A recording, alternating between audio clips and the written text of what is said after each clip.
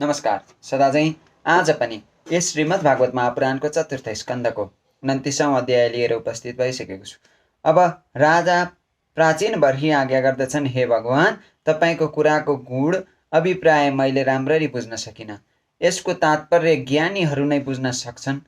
इन्द्रिय सुखका निम्ति यज्ञादि कर्ममा लिप्त रहने हामी समानका मानिसले कसरी बुझ्ने भनेर प्रश्न गर्नुहुन्छ। यसको उत्तरलाई नारदजी आज्ञा गर्नुहुन्छ, तिमी यसलाई जीव भन्ने ठान, जसले आफ्नो निम्ति एउटा, दुईवटा, तीनवटा, चारवटा अथवा अनेक या खुट्टै नभएको शरीर रूप पुर अर्थात् भोग गर्ने भावना उत्पन्न गर्दछ।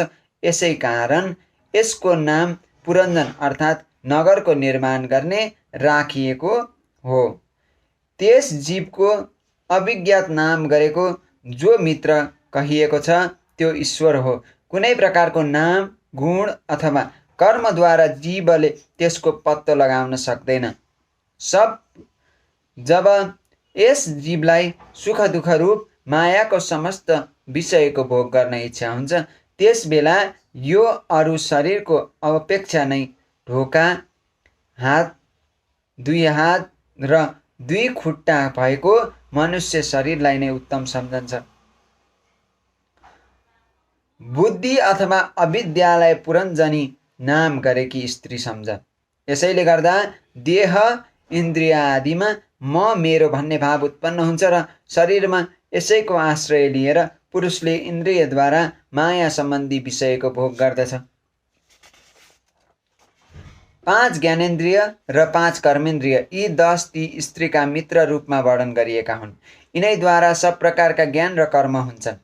इन्द्रियका अगणित वृत्तिहरू व्यापार नै तिनका सखी हुन् र प्राण, अपान, बयान, उदान, समान रूप 5 वृत्ति भएको प्राणवायु, नगरको रक्षा गर्ने 5 फण भएको सर्प समान हो। दुवै प्रकारका इन्द्रियहरूको नायक मनलाई त्यही 11औं महाबली योद्धा सम्झनु पर्दछ। इन्द्रियहरूका शब्द, स्पर्श आदि 5 विषय नै पाञ्चाल देश हुन्, जसको बीचमा यो ढोका भएको नगर अर्थात् मनुष्य शरीर रहेको छ। यस नगरमा एक एक स्थानमा 2 ढोका जो कहिएका छन्, ती 2वटा नेत्र, 2 नाकका पोरा र 2 कानका पोरा हुन्। यिनको साथमा मुख, लिङ्ग र गुदा यी अरू 3लाई मिलाउँदा जम्मा 9 ढोका हुन्छन्।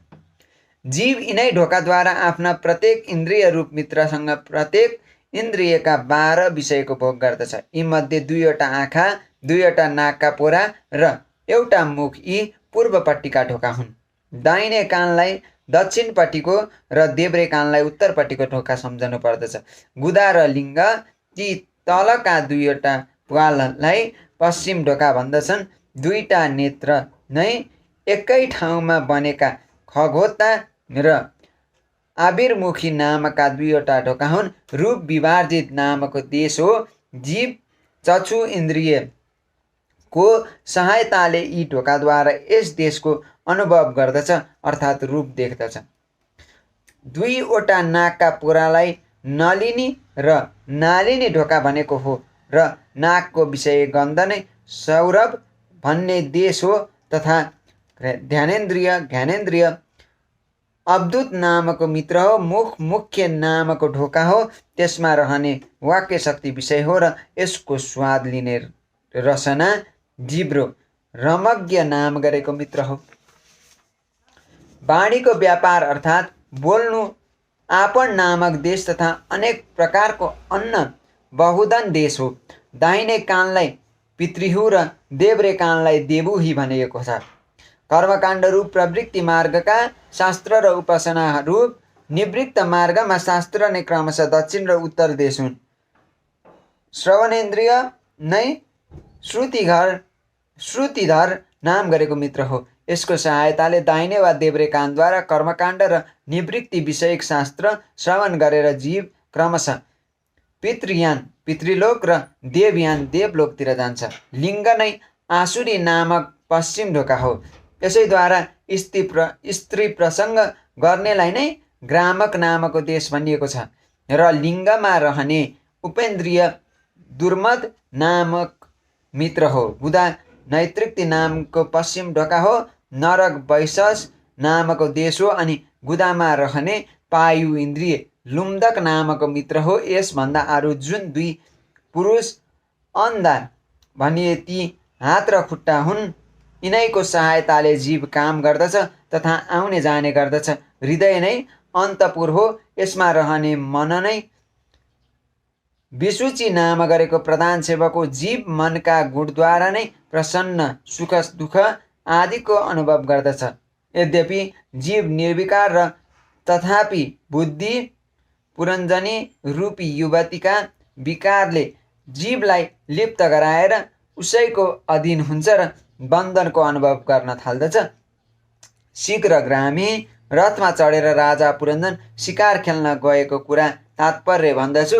शरीर नै त्यो रथ हो जसमा ज्ञानेन्द्रिय रूप 5 घोडा जोतिएका हुन्छन्। वर्षको आउनु जानु त्यस रथको गति हो। पाप पुण्य यी दुई प्रकारका कर्म नै त्यसका पाङ्ग्रा हुन्। 3 गुण त्यसको ध्वजा र अपनादि 5 प्राण बन्धन हुन्। मन त्यसको लगाम हो, बुद्धि सारथी हो, हृदय बस्ने ठाउँ हो, सुख दुखादि द्वन्द्व त्यसका जुवा हुन्। इन्द्रियका शब्दादि 5 विषय त्यसमा राखिएका शस्त्र हुन्। मेद, मज्जा, हाड आदि 7 धातु त्यसका पर्दा हुन्। 5 कर्मेन्द्रिय त्यसका 5 प्रकारका गति हुन्। स्वप्न शरीर रूप यस रथमा चढेर रथी रूप यो जीव मृग तृष्णा समानको मिथ्या विषयतिर दगुर्छ। 11 इन्द्रिय त्यसका सेना हुन् तथा 5 ज्ञानेन्द्रियद्वारा विषय ग्रहण गर्नु नै शिकार खेलाइ हो।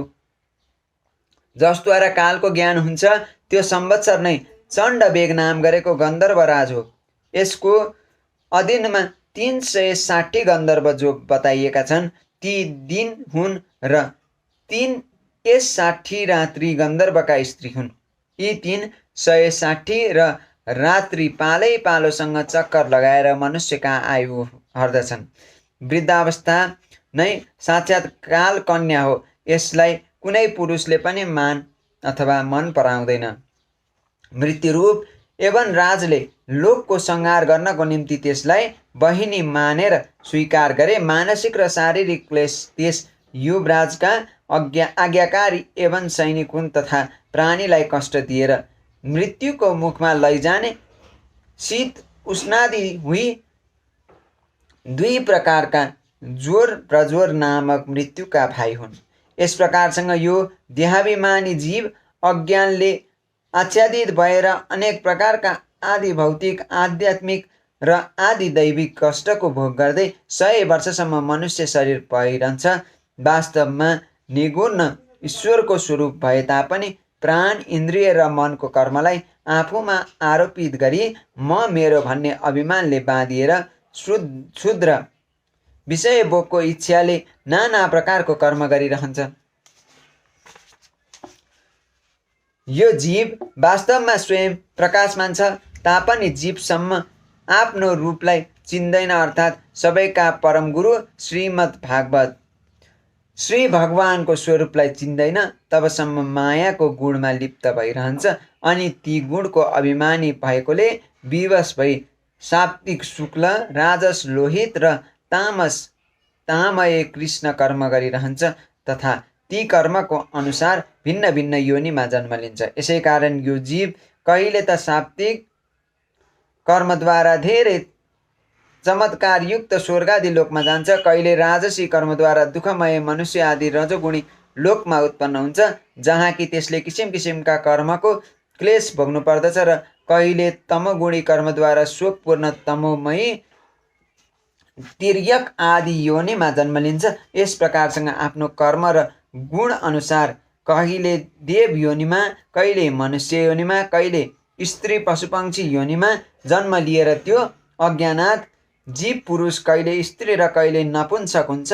जसरी भोकले व्याकुल भएको बिचरो कुकुर आश्रयको निम्ति घर घर डुल्दछ, आफ्ना प्रारब्ध अनुसार कहीँ लट्ठी खान्छ र कहीँ भात खान पाउँछ, त्यसै गरी यो जीव पनि चित्तमा नाना प्रकारको वासना लिएर उच्च नीच मार्गमा घुम्दै उत्तम, मध्यम र अधम योनिमा परेर आफ्ना कर्मअनुसार प्रिय अप्रिय सुख दुःखको भोग गर्दछ। यी दुःखहरूलाई दूर गर्ने उपाय गर्नाले छुटकारा पाइएला भनौँ भने पनि त्यो कुरा छैन। कारण आदिदैविक, आदिभौतिक र आध्यात्मिक यी 3 प्रकारका दुःखमध्ये कुनै न कुनै एउटाबाट जीवको सर्वथा छुटकारा हुनै सक्दैन। जसरी टाउकोमा भारी बोकेर लैजाने पुरुषले टाउकाको पीडा दूर गर्न त्यो भारी काँधमा राख्यो भने टाउको पीडा दूर हुन्छ, तर काँधमा पीडा हुन थाल्दछ। त्यसै गरी कुनै उपायद्वारा मानिसले एक प्रकारको दुःखबाट छुट्टी पायो भने पनि अर्को दुःख आएर उसको शिरमा सवार भइहाल्दछ।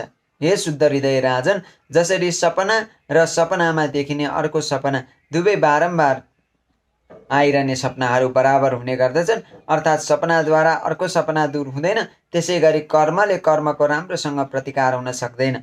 किनकि गरिएको कर्म तथा त्यसको प्रतिकारका निम्ति गरिएको कर्म दुवै अविद्यायुक्त हुन्छन्। जसरी स्वप्नावस्थामा मनोमय लिङ्ग शरीरले विचरण गर्ने प्राणीलाई स्वप्नको पदार्थ नभए तापनि भए जस्तो प्रतीत हुन्छ, त्यसै गरी यो दृश्य पदार्थ वास्तवमा नभए तापनि अज्ञान निद्रा नछुटेसम्म भए जस्तै प्रतीत हुन्छ र जीवलाई जन्म मरणसम्म संसारबाट मुक्ति मिल्न सक्दैन। अन्ततः यिनको आत्यन्तिक निवृत्तको उपाय त एकमात्र आत्मज्ञान नै हो, जुन अविद्याले गर्दा परमार्थ स्वरूप आत्मालाई नाना प्रकारका अनर्थको प्राप्ति गराउने जन्म मरण स्वरूप संसार चक्र प्राप्त हुन्छ। त्यस अविद्याको निवृत्ति गुरु स्वरूप श्री हरिमा सुदृढ भक्ति हुनाले हुन सक्छ।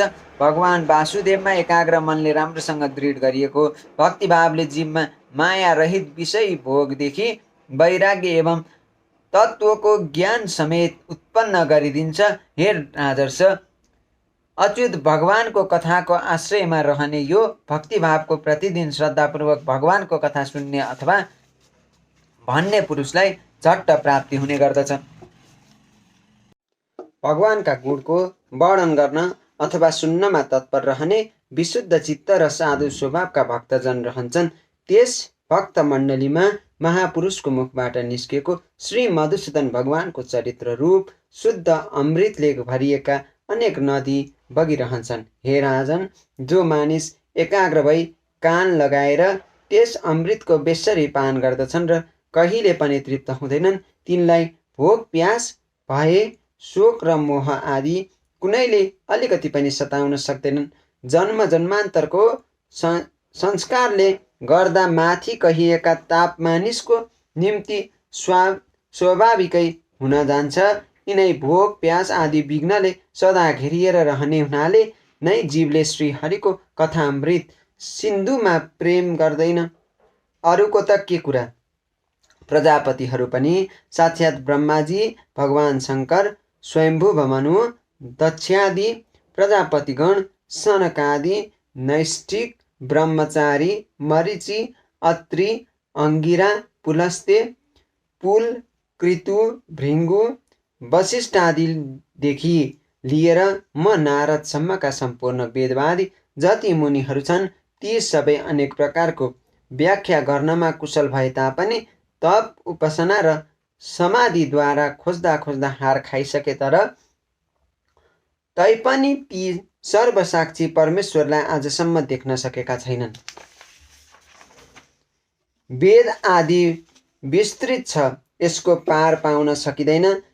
यस्तो वेदको आलोचना गर्ने अनेक महानुभावहरू समेत मन्त्रमा वर्णन गरिएका इन्द्रादि देवताहरूको स्वरूपले भिन्न भिन्न जस्तो देखिने ती परमात्माको नै यज्ञादिद्वारा पूजन गर्दछन् तापनि उनको वास्तविक स्वरूपलाई बुझ्न सक्दैनन्। ईश्वर प्राप्तिको कामना लिएर अन्तकरणमा उहाँको ध्यान गर्ने जीवमाथि जब भगवानले कृपा गर्नुहुन्छ अनि त्यो तत्कालै लौकिक व्यवहार एवं वैदिक कर्ममा आसक्त भएको आफ्नो बुद्धिबाट छुटकारा पाउन सक्छ, अर्थात् लौकिक सुखको कामनालाई एवं वैदिक कर्मकाण्डलाई असार सम्झेर त्यागिदिन्छ।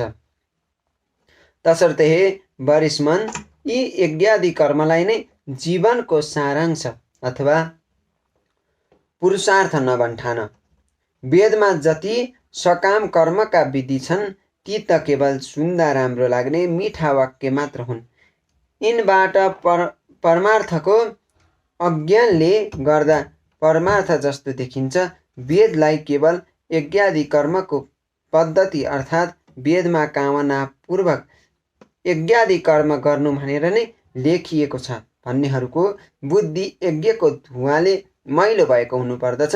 वास्तवमा यिनीहरूले वेदको मर्म बुझेका छैनन्। यसको कारण के हो भने यिनीहरूले आफ्नो स्वरूपभूत लोक अर्थात् आत्मतत्त्वको तात्पर्यलाई बुझेका छैनन्, जहाँ कि साक्षात् श्री जनार्दन भगवान नै विराजमान हुनुहुन्छ। पूर्वतिर टुप्पो भएको कुशले सम्पूर्ण पृथ्वीलाई ढाकिदिनाले तथा अनेक पशुको वध गर्नाले तिमीलाई म ठुला ठुला यज्ञ गर्नेवाला पो हुँ भन्ने घमण्ड भइराखेको छ। आफूलाई कर्मज्ञानी सम्झी उद्धत पनि भएका छौ, तर वास्तवमा तिमीलाई कर्म या उपासना कुनैको रहस्य पनि थाहा छैन, जसद्वारा श्री हरिलाई प्रसन्न गराउन सकिन्छ। वास्तवमा कर्म भनेको त्यही हो र जसद्वारा भगवानमा चित्त लाग्दछ, विद्या पनि त्यही हो। भगवान हरि नै समस्त देहधारीको आत्मा र नियामक हुनुहुन्छ एवं स्वतन्त्रतापूर्वक यस जगतको तारण प्रकृति हुनुहुन्छ। अन्ततः उहाँको चरण कमल नै मनुष्यको एकमात्र आश्रय हो। यसैको शरण पर्नाले संसारमा सबैको कल्याण हुन्छ। उहाँ हरि सबका परम प्रिय आत्मा हुनुहुन्छ। उहाँको आश्रय ग्रहण गरेपछि मनुष्यलाई अलिकति पनि कसैको भय हुँदैन। जुन मानिसले यो तत्त्व बुझेको छ त्यही ज्ञानी हो। जो ज्ञानी छ त्यही नै गुरु र साक्षात् हरिरूप हो। नारदजी आज्ञा गर्नुहुन्छ, हे पुरुष श्रेष्ठ, यहाँसम्म जति भनियो त्यताबाट तिम्रो प्रश्नको उत्तर त पुग्यो। अब म तिम्रो कल्याणका निम्ति महापुरुषहरूले राम्रोसँग निश्चित गरेको गुप्त साधन भन्छु, यसलाई ध्यान दिएर सुन। पुष्पवाटिकामा आफ्नी हिरण्यसँग विहार गर्दै एउटा हरिण मस्तसँग घुमिराखेको छ अनि दुबोको साना साना मुन्टा चरिरहेको छ। यसका कान भमराको भूँ भूँ मिठो गानामा आसक्त छ। यसको अघिल्तिर अर्काको प्राण नष्ट गरेर पछाडिबाट सिकारी ब्याधाले बाणले त्यसलाई छेडिराखेको छ। तर हरिण कत्तिको मस्त छ भने उसलाई यस कुराको अलिकति पनि पत्तो छैन। एकचोटि यस हिरणीको दशामा त विचार गर। हे राजन, यस रूपकको यथार्थ भाव यो हो, सुन। यो मृतप्राय हरिण तिमी नै हौ। आफ्नो दशामा विचार गर। फुलहरू झैँ केही कालमा शोभाहीन हुने स्त्रीहरूले युक्त भएको घर नै पुष्पवाटिका हो। यसमा बसेर तिमी फुलका मह र गन्ध समानका क्षुद्र सकाम कर्मको परिणाममा प्राप्त हुने जिब्रोलाई मिठो लाग्ने किसिम किसिमका भोजन र जननेन्द्रियको वासनालाई पूर्ण गर्ने मैथुन आदि तुच्छ विषय भोगमा मनलाई तिमीले फसाइराखेका छौ। स्वास्नी, छोराछोरी, मिठो कुराकानी, भमराहरूको मधुर गान हो। तिम्रा कान तिनैमा आसक्त भइराखेका छन्। अर्काको आयु नष्ट गरेर प्राण हरण गर्ने हुडार समानका दिनरात्रि रूप काल तिम्रै अगाडि तिम्रो आयुलाई क्षीण गरिराखेको छ। तर यसको केही वास्ता नगरी तिमी गृह स्थितिको सुखमा मस्त भइराखेका छौ। पछाडिपट्टि अलक्ष्य भावले शिकारी मृत्युले आफ्ना गुप्त बाणले तिम्रो हृदयलाई छेडिसकेको छ। यस प्रकारसँग आफूलाई हरिणको जस्तो अवस्थामा देखेर आफ्नो चित्तलाई हृदयमा एकाग्र गर र कर्णादि इन्द्रियहरूको बहिर्मुखी वृत्तिलाई चित्तमा स्थापित गर। अन्तर्मुखी गर अर्थात् विषय वासनालाई चित्तद्वारा रोक। विषयी पुरुषहरूको चर्चा भइरहने यस्तो गृहस्थाश्रमलाई छाडेर परमहंसहरूका आश्रयरूप श्रीहरिलाई प्रसन्न गराऊ। यस प्रकारसँग मनलाई क्रमशः सबै विषयदेखि हटाएर भगवानमा लगाएपछि शान्ति पाउनेछौ। राजा प्राचीन बर्हिले आज्ञा गर्दछन्, हे ब्राह्मण, मलाई उपदेश गर्नुभएको कुरा मन लगाएर सुने र त्यसमा राम्रोसँग विचार पनि गरे। निश्चय मेरो आचार्यहरूलाई यो तत्त्व थाहा रहनेछ, नत्र त तिनीहरूले मलाई यसको उपदेश गर्दैनथे। हे वृपवर, यी आचार्यहरूले वेद वाक्यमा विरोध देखाएर मेरो हृदयमा संशय उत्पन्न गरेका थिए। तपाईँले मेरो यस सन्देहलाई राम्रोसँग दूर गरिदिनुभयो। यस विषयमा इन्द्रियहरूको समेत पहुँच नहुने हुनाले ठुला ठुला ऋषिहरू समेत मोहित हुन्छन्। जीव यस लोकमा जुन शरीरले काम गर्दछ त्यसलाई यही लोकमा छाडेर यस लोकमा गरिएका कर्मद्वारा परलोकमा बनेको अर्को शरीरले ती कर्मको फल भोग्दछ भन्ने वेदको तत्त्व बुझेका ज्ञानीहरूको सिद्धान्त शास्त्रमा जताततै सुनिन्छ। तर यो कुरा कसरी सम्भव हुन सक्छ? किनकि जति कर्म जहाँ गरिन्छ ती त थोरै समयमा अर्थात् अदृश्य भइहाल्दछन्। परलोकमा फल दिन तिनीहरू फेरि कसरी प्रकट हुन सक्लान्? नारदजी आज्ञा गर्नुहुन्छ, हे राजन, जीव जुन मन रूप लिङ्ग देहद्वारा कर्म गर्दछ त्यो त मरेपछि पनि उसैको साथ रहन्छ। प्रकटमा स्थूल शरीरको नाश भए तापनि स्थूल देहको अभिमानी मन स्वरूप लिङ्ग शरीरको नाश हुँदैन। परलोकमा त्यो अपरोक्ष रूपले स्वयं त्यहीद्वारा कर्मफल भोग्दछ। जसरी स्वप्न अवस्थामा जाग्रत अवस्थाको स्थूल शरीरको अभिमानी जीव स्थूल शरीरको अभिमानलाई छाडेर अनेक योनिको अभिमानी बनी मनद्वारा अनेक कर्म गरेर तिनको सुख दुःखमय फलको अनुभव गर्दछ, त्यसै गरी मरेपछि जीव स्थूल शरीरलाई छाडेर कर्मअनुसार पशुपक्षी आदि योनिमा लिङ्ग शरीरद्वारा कर्मफल भोग्दछ। यस मनद्वारा जीव जुन स्त्री पुरुष आदिलाई यी मेरा हुन् र देहलाई यो म हुँ भनेर सम्झन्छ त्यसले तिनले गरेको पाप पुण्य आदि रूप कर्मलाई समेत ग्रहण गर्दछ र यसैले गर्दा यसले व्यर्थमा फेरि जन्म लिनु पर्दछ। जसरी ज्ञानेन्द्रिय र कर्मेन्द्रिय यी दुवै प्रकारका ज्ञान इन्द्रियहरूको चेष्टाले तिनको प्रेरक चित्तको अनुमान गर्न सकिन्न, त्यसै गरी चित्तको भिन्न भिन्न प्रकारको वृत्तिद्वारा पूर्वजन्मको कर्मको समेत अनुमान हुन्छ। कहिले कहिले जुन वस्तुको यस शरीरले कहिले अनुभव गरेको छैन अर्थात् कहिले पनि देखेको अथवा सुनेको छैन तिनको समेत सपनामा ती जस्ता हुन्छन् त्यस्तै अनुभव भएको देखिएको छ। हे राजन, लिङ्ग देहको अभिमानी जीवलाई पूर्व जन्ममा त्यसको अनुभव भएको हुनुपर्दछ। यो कुरा निश्चय मान, किनकि जुन वस्तुको पहिले अनुभव भएको छैन त्यसको मनमा वासना समेत हुन सक्दैन। हे राजन, तिम्रो कल्याण होस्। मनुष्यको पूर्व रूप तथा पछि हुने शरीर आदिलाई समेत मनले प्रकट गर्दछ र जसको भविष्यमा जन्म हुने छैन ती तत्त्व वेदान्तहरूको विदेह मुक्तिको पत्तो पनि तिनको मनद्वारा लाग्दछ। अर्थात् मानिसको मनोवृत्तिद्वारा यो पूर्व जन्ममा कुन योनिमा थियो त्यस बेला यसले कुन कुन गुणको सम्पादन गरेको रहेछ र पछि यसको के गति हुने हो थाहा हुन सक्छ। पहिले कहिले नदेखेको नसुनेको कुरा पनि, जस्तै पर्वतको टाकुरामा समुद्र, दिनमा तारा अथवा आफ्नो टाउको काटिनु इत्यादि देश काल अथवा क्रिया सम्बन्धी असम्भव कुरा पनि सपनामा देखिन्छन्। यस्ता कुरा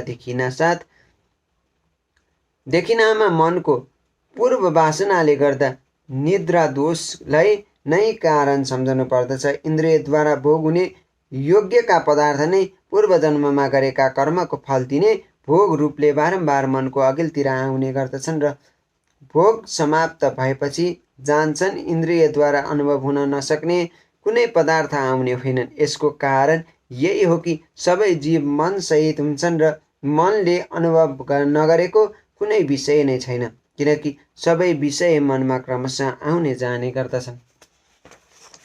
जसरी राहु दृष्टिको विषय नभए तापनि ग्रहको समयमा चन्द्रमाको संसर्गले देखिन्छ, त्यसै गरी कुनै समयमा भगवत चिन्तनमा लागेको मन विशुद्ध सत्वमा स्थित हुन गयो भने त्यसमा भगवानको संसर्ग हुनाले एकैचोटि समस्त विश्वको समेत भान हुन सक्छ।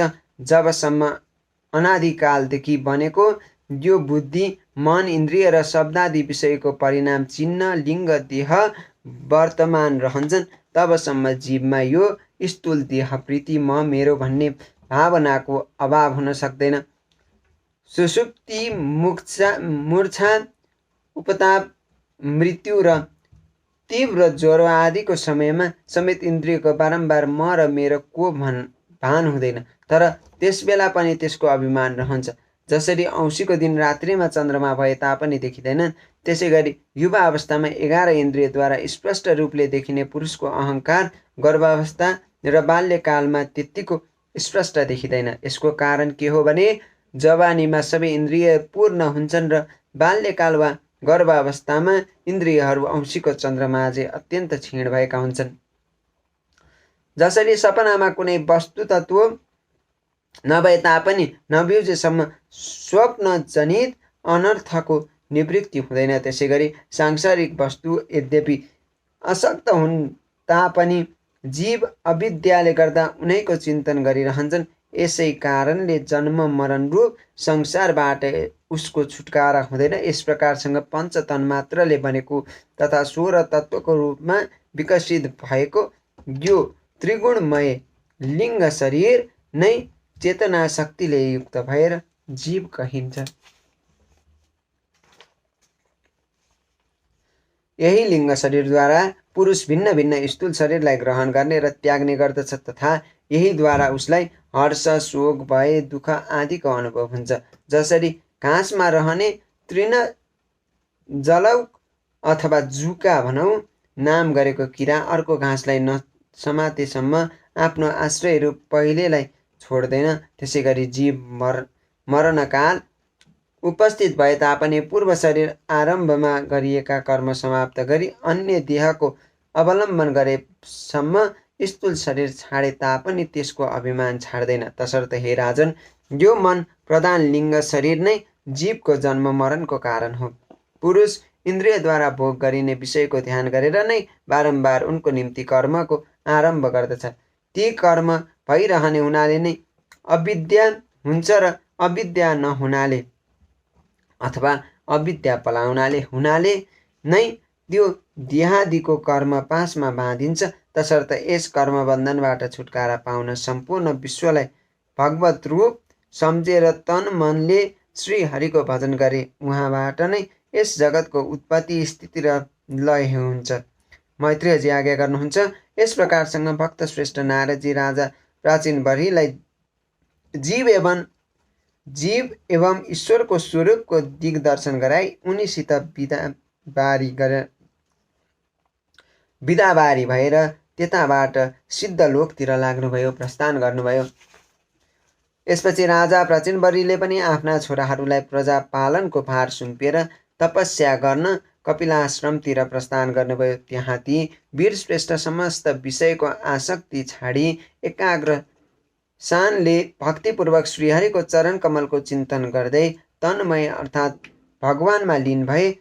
हे निष्पाप विदुरजी, देवर्षि नारदद्वारा परोक्ष रूपमा अर्थात् पुरञ्जनको रूपकमा वर्णन गरिएको यस आत्मज्ञानलाई जसले सुन्ने वा सुनाउने गर्दछ त्यसले चाँडै नै आफ्नो जन्म मरणको कारण रूप लिङ्ग देहको बन्धनबाट छुटकारा पाउनेछ। देवर्षि नारदको मुखबाट निस्केको यो परम पवित्र आत्मज्ञान मुकुन्द भगवानको यससित सम्बन्धित राख्ने हुनाले त्रिलौकीलाई पवित्र गराउने तथा सर्वोत्कृष्ट फल दिने हो। यसको कथा सुन्ने, यस आत्मज्ञानको कीर्तन गर्ने पुरुष समस्त बन्धनबाट मुक्त हुन्छ र फेरि त्यसले यस संसार चक्रमा घुम्नु पर्दैन। गृहस्थाश्रमीको पुरञ्जनको रूपकले परोक्ष रूपमा कहिएको यो आत्मज्ञान मैले गुरुजीबाट पाएको थिएँ। यसको तात्पर्य बुझेपछि मानिसको देहाभिमान निवृत्त हुन्छ तथा परलोकमा जीवले कसरी कर्मको फल भोग्छ भन्ने त्यसको सन्देह पनि रहन पाउँदैन भनेर यस श्रीमद् भागवत महापुराणको 4th स्कन्धको 29औं अध्याय यहीँ समाप्त भएको छ। अब आउँदा अध्यायहरूमा हामी बाँकी यस श्रीमद् भागवत महापुराणमा भगवानका लीलाहरू र मानिसको जन्म मरणको फलहरूको बारेमा जान्नेछौँ। तबसम्मका लागि बिदा चाहन्छु। जय श्री कृष्ण, जय श्री राधे, गोविन्द भगवान की जय।